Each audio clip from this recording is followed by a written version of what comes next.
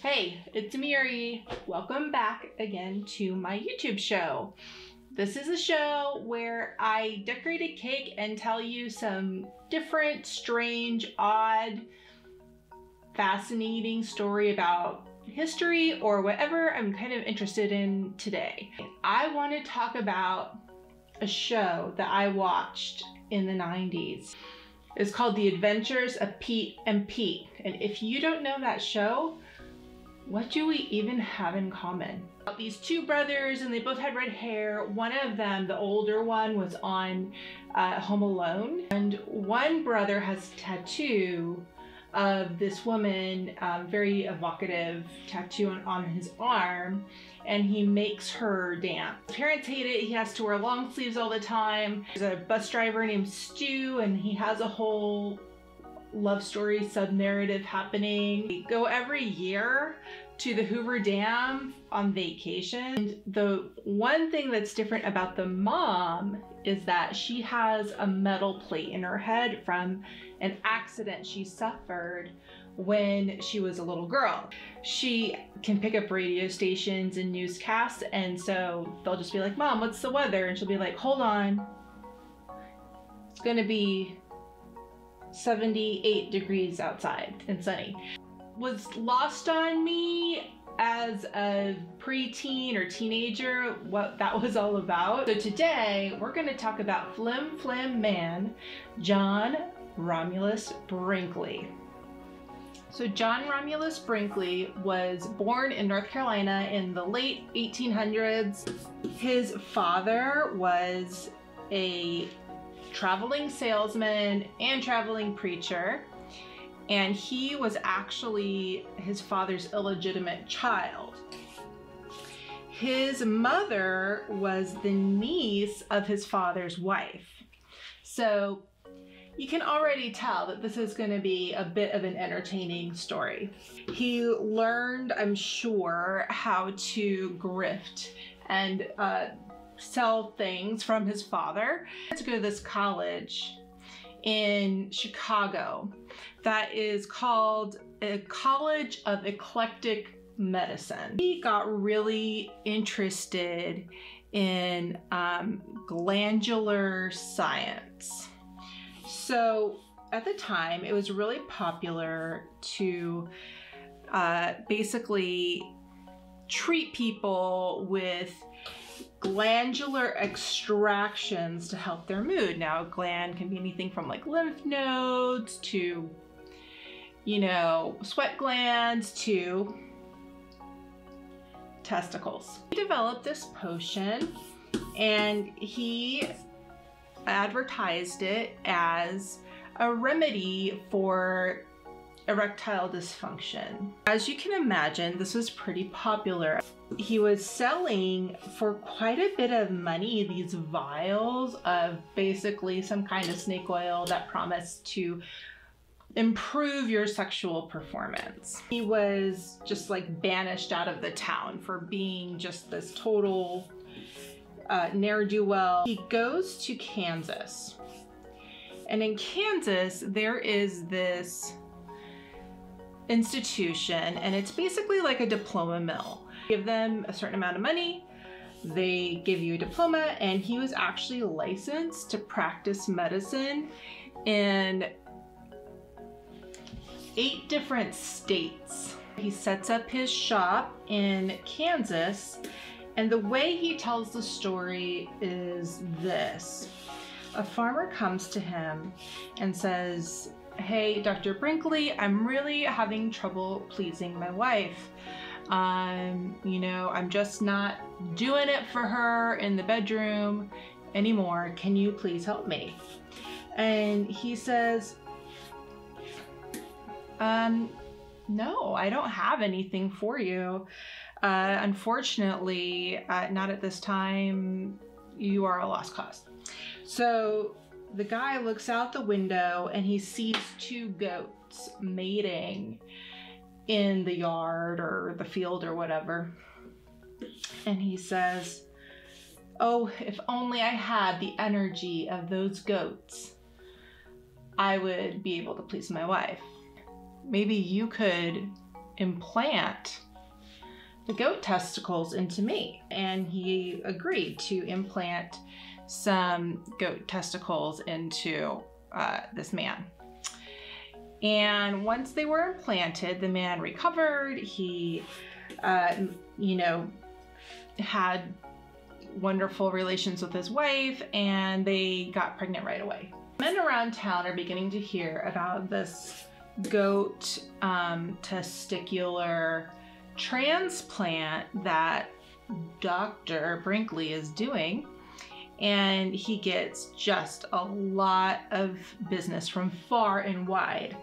He's charging $750, which in today's money is like $10,000. Actually has a pasture of goats in his little area outside and right outside of his office, and he lets the customers go and choose which goat testicles they would like implanted into them. So here comes the advent of radio, and John sees radio as just the next big thing. Like, this is going to be the way to advertise his products. He starts his own radio station in Kansas, which was the first radio station in Kansas, the 4th radio station in the United States. A big infomercial for his products or for his surgery, for whatever, it is that he wants to sell you. He had a lot of country music on, which wasn't really in vogue or just known by the US public in most of the United States. Now, this radio station was huge. It reached all across the United States. Everybody is hearing country music for the first time. He had some enemies, as you might imagine. He worked with the American Medical Association. He was like a journalist or something like that for the American Medical Association. He had enough of all of John Brinkley's lies. He got the board of the American Medical Association to not only take away his medical license, but to take his radio license away as well. So what does John do? Well, he decides to run for governor, of course. He ran as a write-in candidate. He ran last minute. And you know what? He almost won.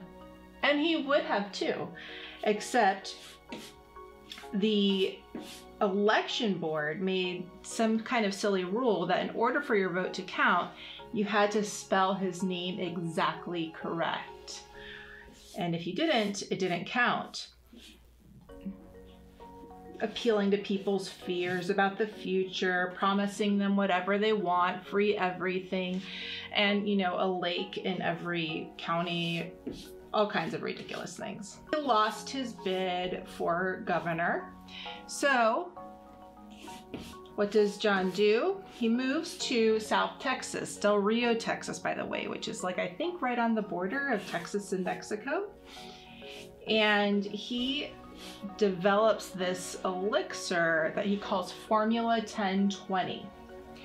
And Formula 1020 is also for men's, sexual issues. And it's basically, he claims that Formula 1020 does the same for men through this elixir as his transplants did.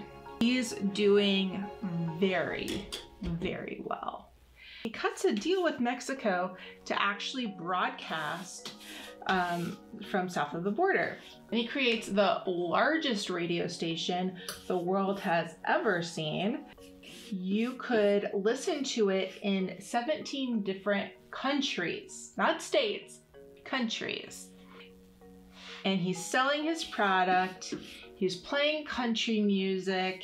He's talking about the Bible. Apparently he sold autographs of Jesus Christ. So it was like the original Loveline with Adam Carolla and Dr. Drew, except it was Dr. Brinkley, live from Mexico. So he would distribute his products to pharmacies all across the United States. And if he read your letter on the air, that was like a prescription. You could go to the pharmacy and get his prescription for you filled based on him answering your question on the air. Here's the thing about this radio station. It was exceptionally powerful. People would pick up the radio station in their bed springs, in their fillings, in barbed wire fences, anything that was metal that was just going to conduct it, you could hear it. You guys, the turn of the century was wild. So meanwhile, this guy from the ADA has not stopped thinking about the damage that Dr. Brinkley is causing. And he just continues to write horrible articles about him. What does John Brinkley do? He sues him for libel. The court says, well, you know what? Your patients, they are not experts, so they can't testify in this court proceeding. The guy from the American Medical Association, he brings in all of his experts who are real experts, and they basically expose John Brinkley for the fraud that he is. His Formula 1020 was water and a tiny bit of blue dye. Meanwhile, he brought in all of these people to testify, and they're listening that basically whatever they've been taking has just been a placebo, and they are mad. He basically loses everything that he had. I mean, he had made like $12 million in the Depression. Shortly after that happened, he died like 3 years later of a blood clot. This is why the mom and Pete kept getting the radio stations in her metal plate in her head because of this story. Isn't that neat?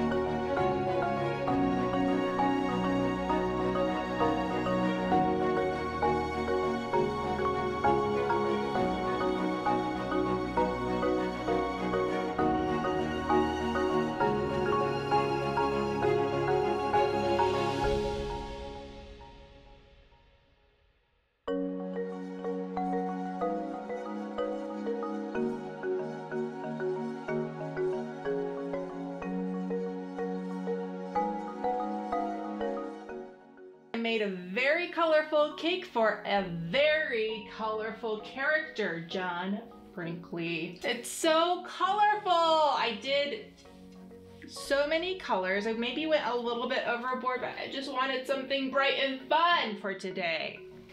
If you want to learn how I decorate my cakes, please go to my website, 10bloomcakes.com. You'll find tutorials and workshops there.